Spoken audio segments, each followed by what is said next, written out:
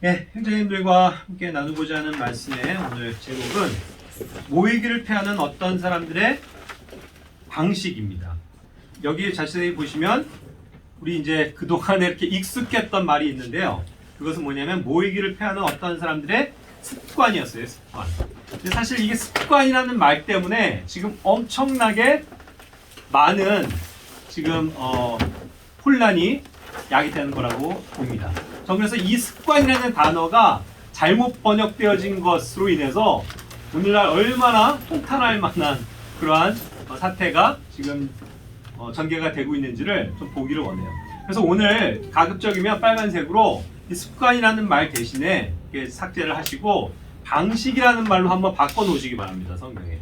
그럼 굉장히 새로운 진리가 발견이 됩니다. 자, 생각해 봅시다. 오늘 저는 이 말씀, 이제 제가 그 말씀에 있어서도 그 카테고리를 좀 만들어 놓은 거 아시죠? 유튜브 채널에 보면 거기에 이제 코로나 시대에 꼭 묵상해 봐야 할 말씀이라는 시리즈로 이제 대략 10개 정도의 말씀이 있습니다. 거기에 이제 오늘 마지막으로 더 하는데요. 자, 2020년 이제 마지막 주일 모임의 말씀입니다. 말씀 선포인데요. 우리가 참 2020년 하면 떠오르는 가장 큰 키워드는 뭐예요? 당연히 코로나일 겁니다. 이 코로나가 전 세계를 바꿔놨어요. 그리고 전 세계의 사람들의 패턴을 바꿔놨고 삶의 방식들을 바꿔놨습니다. 그럴 뿐만 아니라 우리 믿는 그리스도인들, 교회의 삶마저도 완전히 생각지도 못했었던 다른 방향으로 지금 바꿔놓은 것이죠. 그렇기 때문에 오늘 저는 이것에 대해서 조금 집중적으로 조명해 보기를 원합니다. 성령님께서 정말 우리 시대에 주시는 하나님의 말씀이 무엇인지를 한번 기억해 보시기 바래요. 자, 다 같이 이것에 대한 본문 말씀인 히브리서 10장 24절 25절 말씀을 다 같이 한번 읽어볼게요. 히브리서 10장 24절 25절입니다. 서로를 살펴보아 사랑과 선한 행위에 이르도록 격려하며 어떤 사람들의 습관과 같이 우리의 함께 모이는 일을 패하지 말고 서로 권면하되 그날이 다가옴을 너희가 볼수록 더욱 그리하자. 예, 일단은 그렇죠. 흠정형 성경에서도 이와 같이 번역을 했고 그동안 사실 개역 성경에 익숙해져 있기 때문에 이것을 아무 생각 없이 사실 습관이라는 말로 바꿔놨습니다. 근데 왜 이게 습관이냐는 거예요. 매너, 방식이거든요. 그래서 저는 이것을 고치길 원하는 겁니다. 그리고 격려한다는 말도 조금 다르게 제가 해석을 해볼게요. 번역을 다시 한번 읽어볼게요. 서로를 살펴보아 사랑과 선한 행위에 이르도록 도전하며 어떤 사람들의 방식과 같이 우리의 함께 모이는 일을 패하지 말고 서로 권면하되 그날이 다가옴을 너희가 볼수록 더욱 그리하자. 자, 이렇게 읽으면 어떻습니까? 완전히 지금 새로운 하나의 방향으로 가게 되는 거예요. 자, 우리는 이 말씀을 가지고요, 그동안 하도 이것을 암송할 때도 습관하면서 어떤 사람들의 습관과 같이 모이기를 패하지 말자 이런 걸로에만 익숙해 있었던 거예요. 그러니까 습관하면 어떻게 됩니까? 코로나랑은 상관이 없이도 옛날에 어떠한 사람들이 있어요. 말하자면 교회 모임이 있고 예배가 있고 하더라도 나는 뭐 아파서 오늘 빠져요. 저는 오늘 놀러 가야 되기 때문에 빠져요. 저는 오늘 직장에 무슨 일이 있어서 빠져요. 집안일이 있어서 빠집니다. 하고 습관처럼 모이기를 패하는 사람들, 그런 어떠한 모습, 그렇게 받아들여졌던 거죠. 이 구절이. 그렇죠. 습관이라고 하니까. 그러니까 어떤 교회가 예배드리고 모여있는 그것은 항상 고정되어 있는데 어떤 사람들은 그냥 개개별로 습관이 이런 거에 익숙지가 못해서 교회 모임을 예배를 그냥 등한히 하고 빠지게 되는 걸 가지고 개인적인 적용을 했단 말이에요. 어떤 사람들이 그냥 습관처럼 그냥 이런 것들을 안 하는 거, 그렇게 얘기했죠. 그런데 이것이 지금 2020년도에 코로나가 터지면서 지금 어떻게 세상이 바뀌고 있습니까? 모이기를 패하는 거예요. 모이지 말라고 얘기해요. 너희들 모이지 말고 비대면 예배해서 온라인으로만 예배하고 한 사람만 설교하고 나머지 집에서 들어. 이렇게 하고 모이기를 패하는 어떤 사람들의 뭐예요? 습관을 얘기하는 게 아니고 방식이 생겨버렸다고요. 방식이. 어떤 매너. 그렇죠? 지금 성경이 그걸 얘기하고 있네요. 이 놀라운 반전 아닙니까? 이 구절을, 이 단어를 어떻게 번역했느냐에 따라서. 그러니까 많은 교회들이 좀 속았어요. 다 속아서 넘어가 버렸습니다. 코로나 때문에 문을 닫아버렸어요. 모이질 않아요. 온라인 예배로 전환해서 사람들이 얼씬도 하지 않습니다. 몇몇 스태프들만 이거 찍느라고 있고 모이질 않아요. 근데 그것을 당연하게 여기고 정부가 그렇게 하니까 순응해야 된다, 순종해야 된다라고 여겨버린 겁니다. 그러면서 이 말씀을 적용을 해요? 절대로 안 하죠. 이게 무슨 우리가 뭐 습관처럼 이거 안 모이려고 한 겁니까? 우리가 그동안 얼마나 열심을 내서 잘 모였는데요. 그렇죠. 한국교회 맞아요. 인정합니다. 한국교회는 특히 전 세계 교회 어디보다도 이 주일 예배 굉장히 강조하고 함께 모이고 교제하고 예배 드리는 거 이거 목숨처럼 여기고 굉장히 열심을 다했던 사람들이에요. 맞아요. 그런데 이런 사태가 와서 모이지 말라고 했을 땐 그냥 그걸 버려버렸단 말이죠. 근데 그거를 그들이 느끼기에 우리가 언제 그럼 습관처럼 이걸 바꿔버렸습니까? 하면서 이 구절을 자기들의 잘못으로 인정하거나 받아들이지 않는다는 것이죠. 그렇지 않습니까? 우리 습관처럼 안 모이는 그런 거 아니야. 그런 교회 아닙니다. 우리는 그저 지금 코로나가 워낙 심하니까 정부에서 모이지 말라고 하니까 그거에 그냥 순종할 뿐이죠 하고 그냥 어떠한 그런 것에 따라서 방식을 바꿔버린 겁니다. 그렇죠? 근데 여기서 뭐라고요? 그 방식을 바꿔버린 거예요. 모여야 하는데 교회가 함께 모여서 예배 드려야 되는데 그 방식을 버려버렸다고요. 심각한 거 아닙니까? 그래서 저는 오늘 조금 이 말씀 하나를 가지고 조금 더 깊게 보면서 조금 이거에 백업이 되는 구절들을 조금 정리해 보고자 합니다. 자, 여기 말씀에서 보면 첫 번째요. 한번 기억해 보셔야 될 게 consider라는 단어가 나옵니다. 이 consider는 뭐냐면요. 무엇을 이해하거나 결정을 내릴 때 뭔가 마음을 거기에 아주 깊게 쓰는 것을 얘기해요. 그래서 consider 하면 주로 번역에서 숙고하다라는 뜻이 많습니다. 그리고 뭔가 굉장히 깊게 고찰하는 거, 고려하는 거, 그래서 깊이 뭔가를 생각하는 것을 consider라고 그러죠. 근데 여기서 지금 consider를 얘기하고 있네요. Let us consider one another. 그렇죠? 서로를 consider 해라 이거예요. 우리가 consider 하자라는 거예요. 깊게 살펴보자라는 뜻을 갖는 거죠. 우리가 스스로가 정말 서로에 대해서 깊게 살펴보고 우리의 생각을 깊게 한번 생각해 보는 것입니다. 그렇죠? 자, 그렇기 때문에 실제로 이 consider라는 단어가 흠정역 성경에서도 깊이 생각하다, 깊이 살펴보다, 자세히 살펴보다, 혹은 배려하다, 고려하다라는 많은 말로 번역을 했습니다. 이게 이제 그런 뜻이니까요. 단순히 그냥 생각한다가 아니거든요. 그런데 이제 어떤 경우엔 또 그냥 깊게 생각한다는 깊이를 빼고 그냥 생각한다라고도 번역했고, 그냥 자세히 살펴보는 거였는데 그냥 살피다라는 말로 번역하기도 했어요. 그러니까 번역 자체가 굉장히 중구난방입니다. 사실은. 이 consider라는 걸 생각할 때 정말 이거 깊게 생각하는 거, 그죠? 깊이 살펴보는 거, 자세히 살펴보는 걸 뜻하잖아요. 그럼 사실 거기에 조금 더 초점이 맞춰져 있었으면 좋았을 텐데. 어쨌든 여기서도 그냥 서로를 살펴봐라 하니까 그냥 그냥 대충 살펴보는 거가 되죠. 그런데 이것을 그 원 의미 그대로 서로에 대해서 깊이 생각해보고 깊이 살펴보자라고 하면 뭔가 어떻게 돼요? 우리가 좀 더 거기에 주의를 기울이게 돼 있습니다. 오늘날의 현상에 대해서 그러할 거예요. 그렇죠? 자, 그래서 이제 물론 이제 배려한다, 고려한다라는 뜻으로도 이제 번역이 된 것이 시편 41편 1절이라든가 로마서 4장 19절 등에서 이제 이와 같이도 번역을 해놓은 것을 봐요. 그것은 중요한 거 아니고요. 계속 이 단어에 대해서 생각해 보면 이 consider는 그러니까 깊이 생각해 보는 건데, 자, 그럼 오늘날 우리는 뭐에 대해서 그렇게 깊이 생각해 봐야 할까요? 뭐에 대해서 깊이 한번 살펴봐야 할까요? 사도행전 15장 6절에서 이 consider라는 단어가 나옵니다. 그런 것에서 이제 한번 우리가 유추해 보자라는 거예요. 사도들과 장로들이 이 일을 깊이 생각해 보려고 함께 오니라 해서 예루살렘 교회, 전 세계적인 그 당시 이제 흩어져 있는 교회들에게 닥친 문제, 율법주의자들이 들어와서 율법을 지켜야만 구원을 받는다, 할례를 받아야 된다 하는 유대주의자들이 들었단 말이죠. 그래서 그 문제가 과연 어떻게 해결을 해야 될까에 대해서 그들은 사도들이 장로들과 함께 다 모인 겁니다. 그래서 그 일에 대해서 깊이 고찰해 본 거예요. 하나님의 말씀이 어떠하며 성령님께서 어떻게 역사하고 계시고 어떻게 우리에게 말씀하고 계신가에 대해서 그들은 그냥 대충 결정한 게 아니고요. 다 같이 모여서 깊이 그것을 생각해보고 고찰해봤다는 얘기입니다. 그래서 그 문제에 대해서 아주 깊게 다뤘어요. 그래서 기도했겠죠. 그래서 사실상 올바른 결론, 하나님께서 원하시는 뜻에 그들이 다가갈 수 있었던 거예요. 그러니까 이것이 깊이 생각하는 것이 중요합니다. 우리는 오늘날에 생각들을 깊이 안 해요. 이 코로나가 닥쳤을 때도 그렇습니다. 사람들이 깊이 생각하진 않았어요. 에이, 이거 옛날 메르스처럼 잠깐 있다 말겠지 하면서 그냥 사회적인 현상을 그냥 거기에 버려버렸습니다.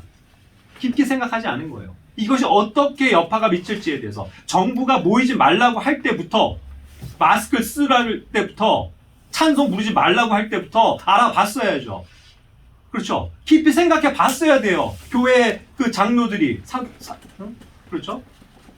교회를 인도하는 자들이 이 사태가 우리의 믿음에 어떤 영향을 미칠지에 대해서 사실 정말로 깊게 생각했었어야만 합니다. 그런데 그들은 생각하지 않았어요. 그저 정부가 하라는 대로 순종하는 것이 옳다라는 그러한 잘못된 신념과 생각에 사로잡혀서 정말 구체적으로 고찰해 봐야 될 것에 대해서 놓쳐버렸다는 뜻입니다. 전 그렇게 받아들여요. 자, 갈라디아서 6장 1절에서도 봅니다. 만일 어떠한 사람이 잘못에 빠지거든 영적인 너희는 온유의 영으로 그러한 자를 회복시키고 내 자신을 살펴보아 너도 시험에 들지 않게 하라. 자, 우리는 항상 우리 자신을 살펴보는 일에, 깊게 살펴보는 일에 깨어 있어야 되는데 그것은 죄에 대해서입니다. 그런데 어떠한 사람이 잘못을 저지르고 죄를 저질렀을 때 그거에 대해서 쉽게 잘 판단을 해요. 정확한 판단합니다. 이건 저 사람이 저렇게 잘못했지, 그래서 저렇게 용서를 구하고 어떻게 이제 해야지 하는 그런 걸 잘 아는데, 문제는 뭐냐면 그거를 자기 자신에게 적용 못한다는 거예요. 그렇죠? 자기 자신도 그런 죄에 빠지지 않을까 해서 두려운 마음을 가지고 깊게 살펴볼 때에 우리가 죄로부터 어떻게 해요? 정결해질 수 있는 거겠죠. 그러한 삶의 원리를 얘기하고 있습니다. 그리고 히브리서 3장 1절과 12장 3절에서는 누군가에 대해서 우리는 깊이 생각하는 삶을 살아야 된다고 말씀하시는 거예요. 그게 누굽니까? 우리 주 예수 그리스도예요. 우리는 항상 예수님을 깊이 생각해 볼 줄 알아야 합니다. 예수님이 어떠한 삶을 사셨는지에 대해서 깊이 살펴볼 수 있어야 돼요.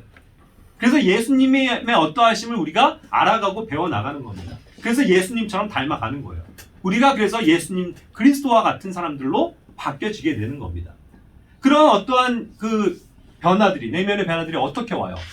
우리가 항상 주님의 말씀을 사모하면서 예수님의 말씀을 붙들고 살 때 그분이 어떻게 행하셨는지를 볼 때에 우리의 삶이 바뀌게 돼 있거든요. 그래서 그런 면에서도 우리가 깊이 숙고해보고 살펴보는 일, 그것이 필요한 것이겠죠. 자, 이런 것을 동반하는 단어가 consider라는 단어입니다. 자, 그런데 이제 계속 그 히브리서 10장 말씀을 염두해놓고 펴놓고 보세요. 두 번째는 뭐냐면 provoke라고 나옵니다.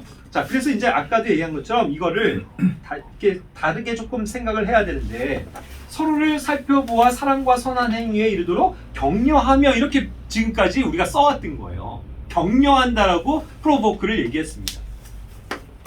그런데 이 provoke는 뭐냐면요, 사실 어떠한 걸 자, 격려는 뭐죠? 야, 너 잘했어 하고 응원해 주는 거죠. 너 이번에 10시험 80점 맞았어? 잘했네. 예전에 비해서 많이 늘었네 하고 격려해주고, 그래 이제 앞으로 더 잘해서 이번엔 90점 맞아보자 하고 그런 게 격려라고요. 그렇죠? 잘한 것들에 대해서 뭔가 그것을 응원해주는 게 격려예요. 그런데 지금 성경은 즉 격려를 얘기하는 게 아니에요. 이 구절에서 특히 우리가 사랑과 선한 행위에 이르도록 프로보크하라는 거는 뭔가 불러 깨워 일으키는 거예요. 프로 앞에 보크 부르다, 앞에 불러서 깨워서 데리고 오는 거죠. 뭔가 그래서 이 단어를 찾아보시면요, 뭔가 성나게 하는 거예요. 오히려 좀 격려한다라는 그런 온전한 그런 영역이 아니고 어떠한 좀 부정적인 것들도 담고 있는 거예요. 뭔가 그 사람을 격동시키는 거, 그게 선동하는 거잖아요. 성나게 하는 거라고요. 그래서 뭔가 자극하는 겁니다. 뭔가 그 사람이 어떻게 하도록 유발하는 거예요. 웃음이 없는 사람에게 웃게 하는 그런 것을 일으킬 수 있는 거, 어떤 사건 사태를 일으키는 거, 그것이 프로보크죠. 그럼 완전히 지금 개념이 달라져 버리죠. 사랑과 선한 행위에 이르도록 격려하라고 하면 그거를 잘하고 있으니까 그걸 우리 더 잘합시다가 되는데, 이것을 프로보크라고 하면은 일깨워줘야 된다고요. 그렇지 못하니까 도전해야 된다고요. 자극해야 된다고요. 유발시켜야 된다고요. 우리 제발 좀 그렇게 합시다 하고 막 일으키는 거, 그게 프로보크라고. 이게 필요하다는 거예요. 서로를 깊이 살펴보면서 우리가 그렇지 못한 모습을 볼 때에 사랑과 선행한 행위에 이르도록 우리가 서로를 도전하자. 그렇죠? 옆에 있는 사람들 좀 불러서 일으켜 세워주자. 깨워주자. 그렇죠? 그런 의미가 더 크다는 거죠. 그래서 저는 여기도 격려한다라는 표현보다도 우리 그리스도인들이 실제적으로 많이 쓰는 단어, 우린 자극한다, 뭐 유발한다 이런 말 안 쓰고요. 우리가 성경적으로 많이 쓰는 단어가 뭐냐면 도전한다잖아요. 아, 나 정말 도전받았어. 아, 저 형제님의 말씀에 정말 오늘 도전받았습니다. 형제님 오늘 참 이렇게 교제를 통해서 제가 참 많이 도전받았습니다. 이런 말 쓰죠. 그게 뭔가 하면 자극받았다는 얘기예요. 나도 그렇게 해야 되겠다는 어떠한 그 동기가 유발된다는 뜻이죠.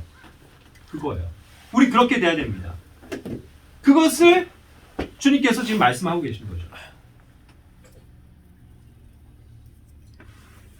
자, 그런데 이제 세 번째는 또 어떠한 구절이 있습니까? 거기 히브리서 말씀에 보면, 자, 여기서는 어셈블링에 대해서 나오는데 여기서 진짜 함께 모이는 것이 나옵니다. 그래서 assemble together예요. 함께 모이는 것, 이것이죠. 자, 항상 assembly라고 하는 건 모임입니다. 함께 모이는 거예요, 실제로. 물리적인 집합입니다. 지금 온통 뭐예요? 집합 금지예요. 집합 금지. 모이지 마라. 그죠? 교회 모이지 마라. 모이지 말고 그냥 비대면하면서 온라인으로 예배해라. 이렇게 해서 모이지 못하게 하잖아요. 그런데 성경은요, 그게 아니에요. 교회를 연구해 보세요. 공부해 보세요. 성경에서 제시하는 교회가 뭐냐고요. 교회는 모이는 거예요. 그래서 교회를 다른 말로 뭐라고도 부르는지 아세요? 외국에서는 어셈블리라고 불러요. 실제로 교회라고 얘기 안 하고 모임이라고 얘기를 한다고요. 모임. 우리가 이렇게 모여 있죠. 이게 교회예요. 그렇지 않습니까? 이거를 놓치면 안 돼요. 우린 어셈블리입니다. 어셈블링 하고 있는 거예요. 모여 있는 거예요. 모이는 거. 사도행전 1장 4절에서도 증거하고 있죠. 그 초대교회의 시작이 뭡니까? 모이는 거예요. 모이는 거. 또 그들과 함께 모이사, 예수님께서도 모이셨죠. 그들 제자들과. 그들이 예루살렘을 떠나지 말고 아버지의 약속하신 것을 기다리라고 그들에게 명령하십니다. 예수님께서 주신 마지막 명령은요, 함께 모이셨을 때 한 명령은 떠나지 말라, 흩어지지 말라예요. 예루살렘에 뭐 하라고요? 모여 있으라고요. 모여서 나를 기다리라, 성령님을 기다리라는 거잖아요. 이 모임이 얼마나 중요한데요. 그래서 교회는요, 교회 역사는 모임입니다. 모여서 그들이 있었기 때문에 핍박받은 거고, 모여 있었기 때문에 강제로 해산당하기도 한 거고, 모여 있었기 때문에 잡힌 거고, 모여 있었기 때문에 적발당한 거라고요. 그렇죠? 얼마나 중요한 원리입니까, 이게. 그런데 오늘날 온통 모이지 말라고 그래요. 그러니까 지금 히브리서에서도 뭐예요? 이 모임에 우리가 함께 모이는 거, 그거에 대해서 지금 설명하고 있다는 거죠. 그렇죠? 자, 사도행전 4장 31절에서도 그 제자들이 그 예수님의 약속을 믿고 기다리면서 어떻게 하고 있었어요? 그들이 함께 모여 있었다고요. 함께 모여 있을 때 성령의 역사가 나타난 거 아니에요. 그때 성령님께서 임하셨다고요. 그래서 그들이 성령 안에서 충만함을 입고 담대해져서 주님의 말씀을 외치는 그런 놀라운 역사가 일어나는 거 아니에요. 함께 모여 있을 때 그 일이 시작했다는 거죠. 여기서도 뭐예요? 어셈을 투게더. 함께 모였다는 거죠. 또 사도행전 11장 26절에서도 안디옥 교회는 어땠습니까? 그들이 만 1년 동안 그 교회와 함께 모이며 많은 사람들을 가르쳤는데 제자들이 안디옥에서 처음으로 뭘로 불렸다고요? 그리스도인이라고 불렸다. 그리스도인. 자, 우리는 정체성을 여기에서도 확인해야 합니다. 교회는 모임이에요. 어셈블리입니다. 그런데 그래서 함께 모였다고 그랬잖아요. 그래서 하나님의 말씀을 나누고 가르치면서 함께 모여서 그 일들을 한 거죠. 그랬을 때 그들을 뭐라고 불렸냐는 거예요. 그게 그리스도인이에요. 그게 그리스도인. 크리스찬, 그리스도인. 우린 그 이름을 자랑스러워해야 돼요. 우린 그리스도인이다. 자, 그런데 반대가 됐죠, 세상은. 우리가 모이니까 욕하는 거예요. 그래서 그리스도인들을 욕해요. 이 개독교들 하면서 지금 안 모이면 안 되냐 자꾸 그렇게 선동을 하고 몰아가잖아요. 그래서 우리를 죄인 취급하잖아요. 그렇죠? 근데 어쩌라고요? 하나님의 말씀이 그건데, 모여있는 게 하나님의 뜻인데, 그들이 함께 모여서 하나님의 말씀 안에 거하고 있을 때 그들을 그리스도인이라고 불렀는데, 그게 우리 그리스도인이에요. 그게 크리스찬의 의미라고요. 그리스도를 따르는 사람들이 함께 모이는 거, 그게 교회의 정의라니까. 그게 우리의 정체성이라니까. 그러니까 우린 두려워해서는 안 돼요. 우리가 함께 모이는 것을 얼마나 중요하게 여겨야만 합니까? 그런 반면 이 모임에 대해서는요, 다른 각도로 세상에서는 어떻게 얘기하고 있는지 보세요. 사도행전 19장 32절에 보면 이 세상에도 여러 모임이 있어요. 집회가 있습니다. 예? 함께 모이는 것이 있잖아요. 그런데 그들은 뭐 모여 있어도 사실 목적도 없고 그러니까 항상 혼란스러운 거예요. 세상에 모이는 건. 그렇죠? 그래서 자기들이 왜 모여 있는지도 모르고 목적이 없이 그렇게들 있어요. 예, 그래서 세상은 그렇게 혼란스러운 모임을 이지만 그럼에도 그들은 열심히 모이잖아요. 그래서 뭐예요? 세상 사람들은 모여서 뭐예요? 술 마시고 밥 먹고 놀고 파티하고 그런다고요.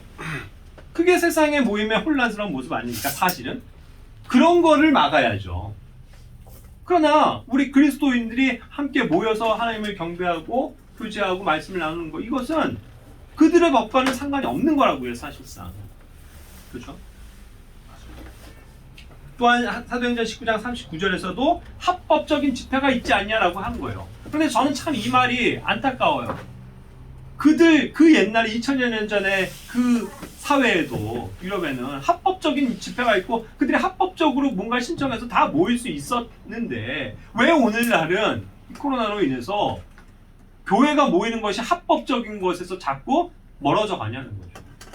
우리는 합법적인 그런 신앙의 자유를 가지고, 그렇죠? 그 다음에 언론과 집회에 대한 자유를 가지고 우리는 차원에서 모이는 건데, 그거를 온갖 감염법 같은 것들이 막아서 못 모이게 하고 금지시키고 합법적인 집회를 폐쇄시키고 그런 것들이 많이 됩니까? 그래서 교회를 막 그냥 함부로 들이닥쳐갖고 못 모이게 하고 이러한 안타까운 상황에 지금 있는 거예요. 그래서 이제 우리는 이런 면에서도 우리가 가지고 있는 이 모임에 대한 중요성을 한번 생각해 볼 필요가 있는 것 같습니다. 자, 그런데 이제 이 모이는 것도 ourselves together 그랬거든요. 자, 여기 보세요. 제기대명사 써도 ourselves. 그죠? 이것은 스스로 뭔가 우리가 그렇게 한다는 걸 뜻하잖아요. 이게 그러니까 강제적인 모임이 아니고요. 이건 자원에서 우리 스스로가 함께 모이는 거예요. 그렇죠? 회원자님들, 우리가 여기 이렇게 모여 있지만 지금 코로나에서 막 5인 이상 모이지 말라고 하면서도 이러고 있는데, 자, 모였습니다. 누가 강요했습니까? 네? 뭐 경찰이 와갖고 당신들 모이세요. 그래서 한 건가요? 아니잖아요. 누구도 우리에게 그것을 강요하지 않습니다. 이건 우리 스스로가 함께 만들어내놓은 하나의 룰일 것이고, 또 자원에서 기쁨을 가지고 나온 거 아니에요? 그렇죠? 그거예요. 그러한 모습을 지금 얘기하고 있는 겁니다. 우리 스스로가 정한 일이고 스스로가 하나님 앞에서 이것이 당당하고 떳떳하고 하나님 앞에서 옳은 것이라고 생각하기 때문에 모이는 거죠. 그걸 얘기하고 있는 겁니다. 그렇죠? 자, 그 다음에 다섯 번째 항목으로는 뭐냐면 forsake라는 단어가 나옵니다. not forsaking 그랬는데, 자, 이것도 이제 단어를 찾아보면요, 버린다라는 뜻이에요. 그만둔다. 그래서 버리고 떠난다. 뭔가를 저버린다 할 때 forsake라고요. 그렇죠? 그래서 그것에 대해서 그냥 버리고 떠나버리는 건데, 그러니까 예를 들자면 마태복음 19장 27절에서도요, 그 제자들이 이 단어를 썼을 때 뭔가 우리가 버렸다라고 표현했을 때 뭘 버렸냐고요. 사실 베드로가 그분께 응답하여 이르되 보소서 우리가 모든 것을 버리고 주를 따랐사오니 그런즉 우리가 무엇을 얻으리까. 그들이 예수님을 따른다고 하는 제자들이 버린 건 뭐예요? 자기의 모든 것이에요. 자기의 가족과 자기의 재물과 자기의 일과 자기의 모든 걸 버리고 주님을 따랐다. 이렇게 표현을 쓰는 거거든요. 그러니까 19장 29절에서도 그것에 대해서 주님께서는 보상을 약속하시는 거잖아요. 그 버린 것에 대해서. 또 내 이름으로 인해 집이나 형제나 자매나 아버지나 어머니나 아내나 자녀나 토지를 버린 모든 자는 100배를 받고 또 영존하는 생명을 상속받으리라.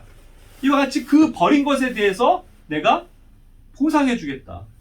100배나 보상해 주겠다고 약속하시는 거예요. 네가 나를 위해서 집을 버렸냐? 내가 100채를 줄게. 네가 나를 위해서 형제를 버렸냐? 그럼 형제 한 명이 아닌 100명을 너에게 주겠다. 네가 나를 위해서 토지를 버렸냐? 그렇다면 내가 그 토지 100배 넓은 땅을 줄게. 이렇게 약속하시는 거라고요.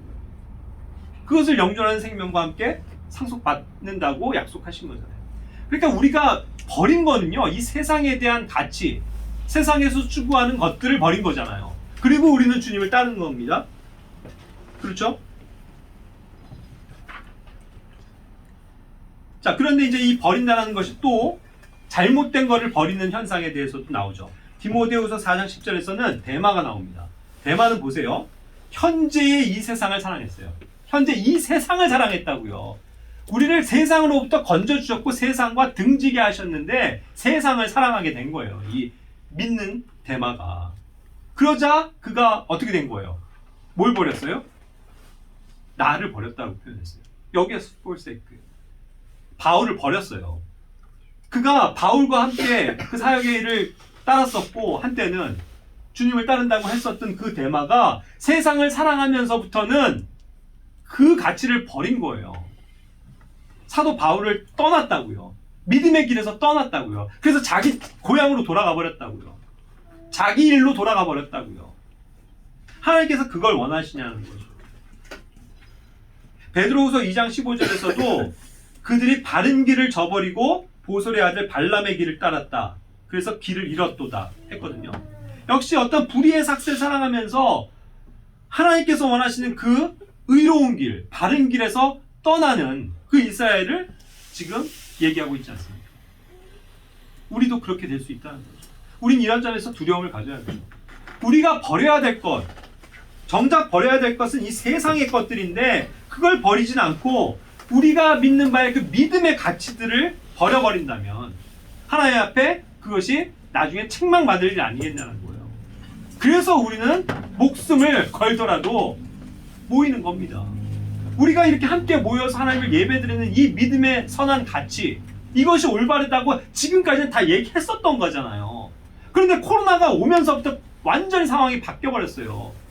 그 세상 사람들이 그걸 안 모이는 게 정당하다라고 얘기하니까 사람들이 다 거기에 순응돼서 안 모여요. 그 믿음의 가치를 버려버렸습니다. 그러니까 어떻게 되는 거예요? 변명을 해야 될 거 아니에요, 그들도. 예? 이 나쁜 목회자들. 변명해야 될 거 아닙니까? 그러니까 뭐라고 얘기하는 거예요? 아, 온라인 예배 이거 좋습니다. 우리 그렇게 합시다. 이것이 오늘날에 하나님께서 주신 제2의 종교개혁입니다. 하면서 그런 방식으로 지금 따라가는 거란 말이죠. 왜 그들이 애초부터 가졌었던 그 믿음의 선진들이 가졌던 믿음의 가치를, 그 방식들을 버려버리냐고요. 그렇지 않습니까? 정말 이것은 통탄할 만한 일이에요. 그래서 우리는 그런 것을 저버려서는 안 되겠습니다. 그 이유 때문에 우리가 여기 있는 거 아니에요, 지금? 그래서 우리가 아픔도 겪었습니다. 전에 있었던 교회에서도 나오게 된 게 이런 문제 아니에요. 그렇다면 뭐예요, 형제자매들? 확보하셔야죠. 정말로 이것을 정말 믿음으로 그것을 순종하시는 것이 되어야 된다고요. 등 떠밀려서 오는 거 아닙니다. 아빠가 온다고 끌려오는 거 아니에요. 여러분들도 스스로 생각하세요. 지금 법을 따라서 300만 원 벌금 낼 각오들 하세요. 그렇죠? 각자의 믿음이 필요한 거예요. 그렇지 않습니까? 오늘날 세상이 이렇게 바뀌고 있어요. 모이면 벌금 낸대잖아요. 그리고 이제는 아예 감염법을 내세워서 1년 내에 징역에 취할 수도 있다. 이런 법으로 지금 발의가 되고 있단 말이죠. 너무 통탄스러운 거 아닙니까? 우리가 무슨 잘못을 했길래? 우리가 얼마나 이 세상을 그러니까 대한민국을 사랑하고 아끼고 정부를 위해서 기도하고 순종하는 그런 훌륭한 사람들입니까? 몸없이 시민들이잖아요, 우리. 예? 정직하게 살고 다른 사람들에게 피해 안 주고 다른 이웃들을 사랑하고 사실 불쌍히 여기고 그럼 우리 선한 그리스도인들인데 우리가 자원해서 함께 모여서 예배 드린다는데 그거를 못하게 하고 그것이 무슨 바이러스를 옮기는 무슨 뭐 무서운 전염병 집단인 것처럼 미치광이 집단인 것처럼 언론들이 매도하고 있잖아요. 너무나도 안타까운 현실입니다. 하지만 어쨌든 우리는 이러한 말씀을 통해서도 우리가 버리지 말아야 할 믿음의 가치가 이것에 있다는 것을 말씀드리고 싶어요. 자, 그리고 이제 그 마지막으로 6번째가 드디어 매너입니다.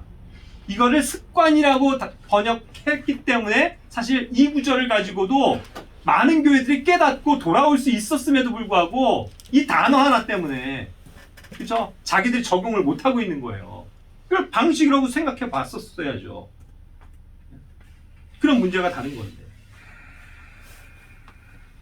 교회 모임을 폐하는 이 현 정부의 방식이라고요, 방식. 그 방식에 우리는 따르지 않는다. 그것에 순종하지 않는다. 그렇게 돼야 되는데 그 방식에 따라버렸단 말이죠. 그러면서 변명하게 우리는 그걸 습관적으로 항상 그랬던 교회들 아닙니다. 근데 이 구절은 우리랑 상관이 없습니다 하죠. 근데 실제로 모이기를 폐하는 어떤 사람들의 방식, 그걸 지금 따라가고 있다니까요.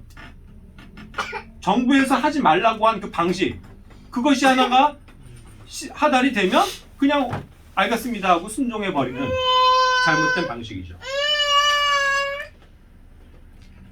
이 방식은 그래서 굉장히 중요한 거예요. 굉장히 신선한 단어입니다. 하나의 방법이잖아요. 방법적으로 달리 생각해보자는 거예요. 정부는 지금 못 모이게 하는 방법을 주면서 특히 그것을 교회에 오랜 시간 동안 우리가 겪은 거죠. 자꾸 교회를 모이지 못하게 해버렸었습니다. 방법적으로요. 그렇죠? 그런데 우리는 그러한 방법과는 상관이 없는 자들이라는 거죠. 이건 우리의 방식이에요. 그렇죠? 우리가 믿는 바의 방법입니다. 또 우리가 자원해서 자율적으로 만들어 놓은 그러한 하나의 형태잖아요. 그걸 왜 우리가 포기해야 하냐는 거죠.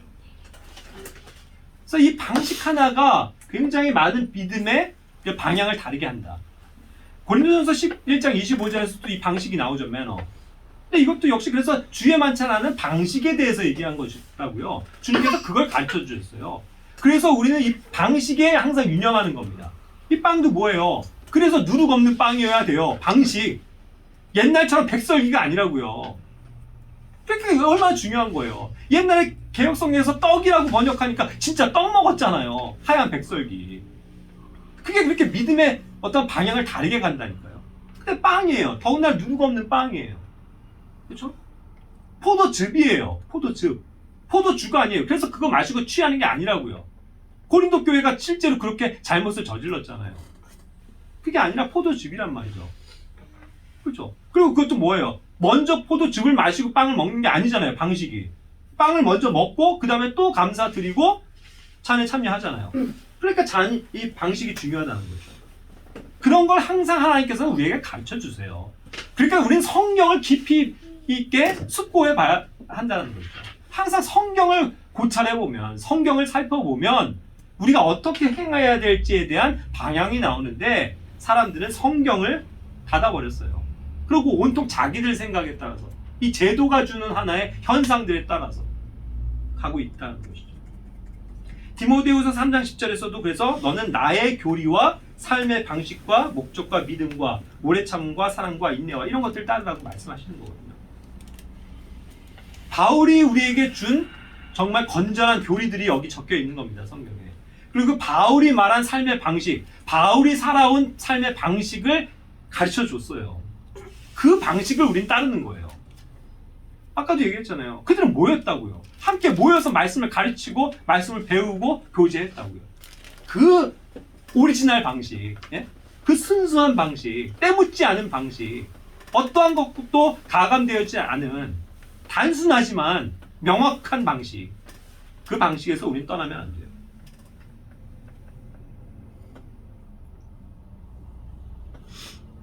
그러니까 어쨌든 초대교회들은요, 이러한 모임의 방식이 항상 중요했다는 거죠.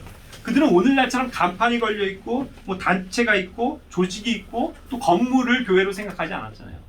그러니까 오늘날의 패착은, 현대교회들의 패착은 이런 것에서 오는 거죠. 건물로 생각하고 거기에 모여야 된다라고만 생각을 하니까 못 벗어나는 거죠.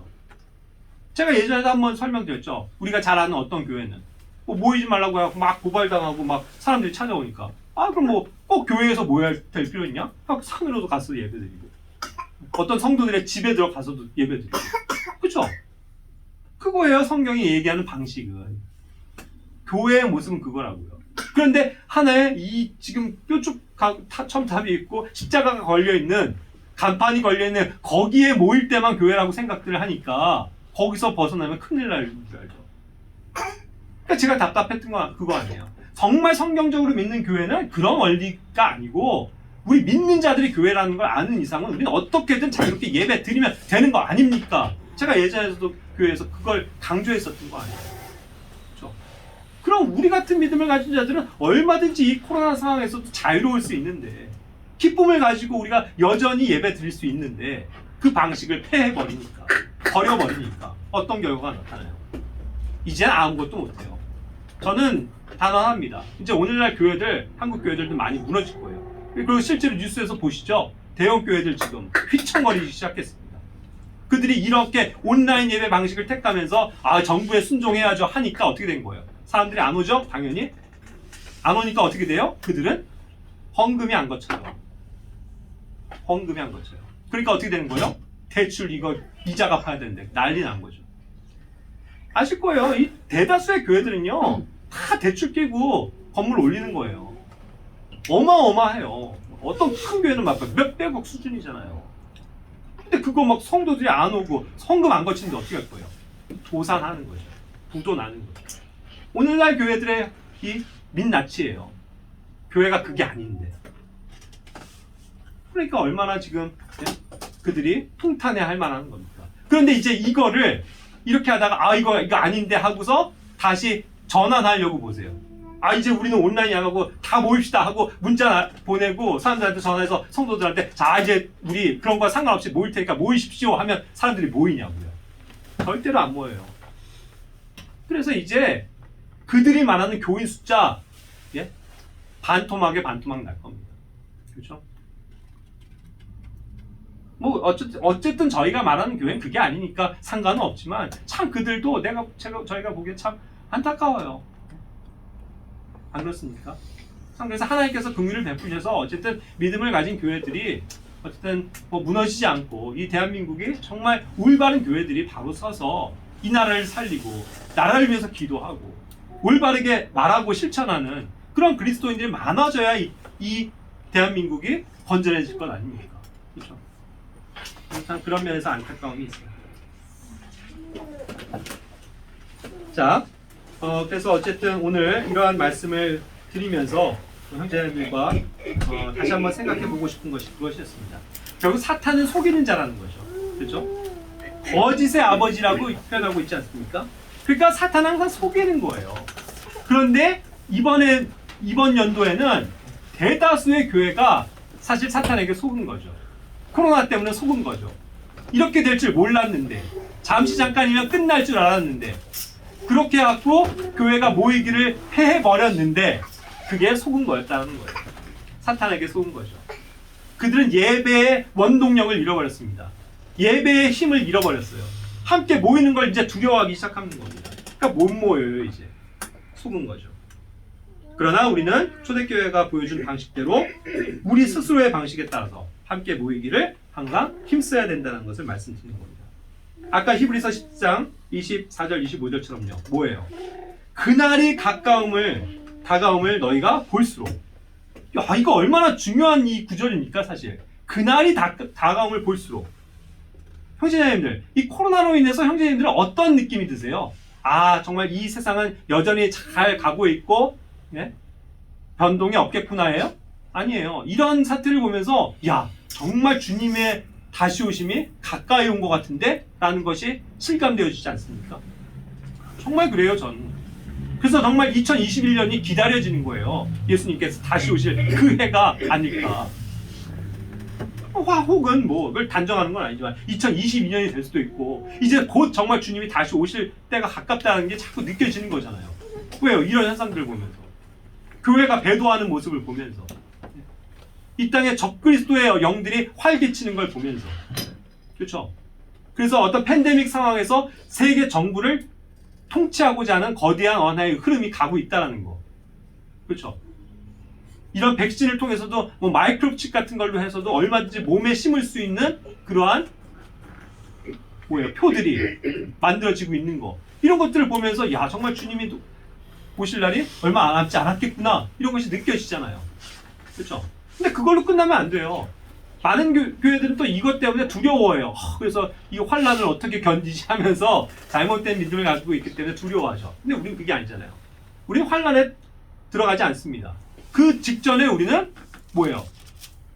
주님께 들림을 받고 올라가는 자들이잖아요. 그러니까 우리는 항상 두려움이 아닌 감사함과 설렘과 기다림을 가지고 사는 자들이죠.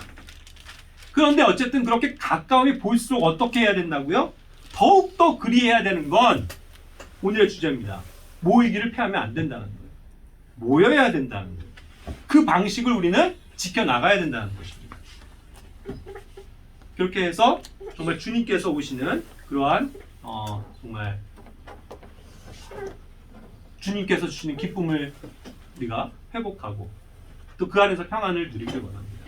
정말 이 코로나를 보면서 정말 많은 생각이 들어요. 이제 2020년이 끝나지만 그렇다고 해서 코로나가 끝난 게 아니지 않습니까? 2021년의 시작은 더 코로나의 위협으로부터 우리가 시작을 할 것 같아요. 그래서 더 많은 통제와 이제 뭐 여러 가지 일들이 발생을 하겠죠. 그러나 정말 우리는 생각해 봐야 합니다. 자꾸 이렇게 비대면으로 가고 결국 서로 거리를 두고 성도들이 서로 간에 거리를 둬요. 전 그런 것들이 너무 안타까워요. 만나서 반갑게 악수하려고 해도 악수를 안 해요, 사람들이. 그러면서 뭐 주먹 쥐고 살짝 대기만 하고 나랑 대적하자 이거잖아요. 악수하고 허깅하고 반갑다 이러는 게 성도여야 되는데 거리 두고 마스크 딱 신세요. 뭐 저기서 마스크 안 쓰고 있다가도 사람 성도들 오면 그냥 마스크 올리고 밥도 같이 안 먹죠. 그러니까 당연히 같이 식사해도 된다 그래도 이제는 안 할걸요? 많은 교회들이. 근데 우리는 뭐예요? 제가 항상 강조하지만 교회는 우리 영적인 가족이잖아요. 참 그게 안타까워요. 우리 가족 아니에요? 가족? 근데 집에서들도 다들 마스크 쓰고 계세요? 집에서 아버지가 저기 퇴근하시면 아버지 오셨나 하고 마스크 끼냐고요? 아니잖아요. 근데 가족이기 때문에 뭐 아버지가 코로나가 걸렸어도 그건 뭐 내 운명인 거예요. 그게 가족이잖아요. 그러니까 같이 밥을 먹어요. 같이 된장찌개를 떠 먹습니다. 우리 형제들 매번 수요일마다 교제하고 같이 밥 먹지만 어때요? 우리 그때도 얘기했지만 네 것도 좀 먹어보자 하면서 우리 같이 먹잖아요. 그때도 그 얘기했었죠. 그게 자연스러운 거예요. 왜? 가족이니까. 근데 가족이랑 생각 안 하니까 저기 바이러스인 거죠. 저 사람은. 마스크 써야 되는 거죠. 만나지 말아야 되는 거죠. 말을 하지 말아야 되는 거죠. 같이 먹으면 안 되죠. 그런 두려움들이 생기기 때문에. 이게 얼마나 안타까운 현실입니까? 그래서 그냥 우리가 이렇게 모여있는 걸 보면 사람들이 기겁을 하고 뒷걸음을 치고 주여 어떻게 합니까? 이 아름다운 교회의 모습이 이처럼 변질되어지고 서로를 경계하고 거리를 두고 저 사람은 나에게 바이러스를 옮길 수 있는 잠재적인 위험 요소라고 생각하고 거리를 두는 그죠? 그리고 괜한 피해의식. 내가 혹시라도 걸려서 다른 사람들에게 피해를 주면 어떡해요? 말이 된다고 생각하세요? 솔직히? 그런 생각을 가지면 어떻게 지하철을 타요? 어떻게 버스를 타냐고요? 어떻게 마트를 가죠? 진짜 남한테 피해 안 주려면 가만히 집구석에서 꼭 밖에 있어야죠.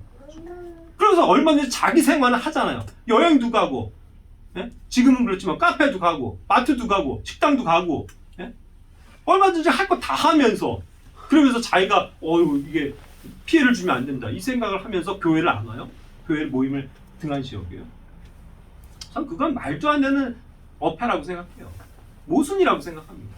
정말 그런 생각을 가졌다면 진짜 혼자 지금 독거 생활하고 있어야 돼요. 그런 사람들은 아무도 안 만나고 아무것도 안 하고 그럼 저는 인정을 해요. 그럼 정말 이 사람은 이걸 철저하게 지키는 사람입니다 하고 인정해 줄 수 있지만 그거 아니면서 온갖 교회 모임에만 무서워하고 거리를 두죠.